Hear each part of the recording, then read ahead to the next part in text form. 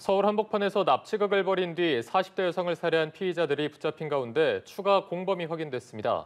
기존 피의자들의 지인으로 살인 예비 단계에 가담했다가 발을 뺀 혐의입니다. 사건을 수사 중인 서울수서경찰서로 가보겠습니다. 윤솔 기자. 네, 서울 수서경찰서에 나와 있습니다. 이른바 강남 납치 살인 사건에 연루된 기존 피의자 3명 말고도 추가 공범이 있는 것으로 파악됐습니다. 경찰은 이번 사건에 가담했던 20대 남성을 살인 예비 혐의로 입건했습니다. 이 남성은 피의자 황모 씨에게서 지난 1월 피해자의 금품을 빼앗잔 제안을 받았고 피해자를 미행했다가 범행을 중단했다고 진술하고 있습니다.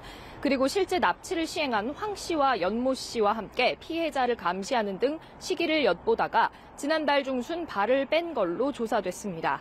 하지만 황 씨와 연 씨는 그대로 범행을 이어갔고 지난달 29일 서울 강남구의 아파트 앞에서 피해자를 납치한 뒤 살해하고 대전 대청호 부근에 안매장한 걸로 조사됐습니다. 경찰은 추가 공범은 없는지 수사를 이어가고 있습니다. 네, 기존 피의자 수사 속보도 살펴보겠습니다. 이번 사건의 주범으로 알려진 이모 씨가 가상화폐에 투자를 했다가 큰 손실을 본 것으로 파악됐다고요? 네, 그렇습니다. 이모 씨는 범행 전반에 걸쳐 계획을 짠 인물로 지금 지목되고 있는 인물입니다. 이 씨는 경찰 조사에서 피해자가 운영하는 가상화폐 업체에 투자했다가 8천만 원의 손실을 봤다고 진술했습니다. 또 이후 피해자의 회사에서 근무를 한 이력도 있는 걸로 나타났습니다.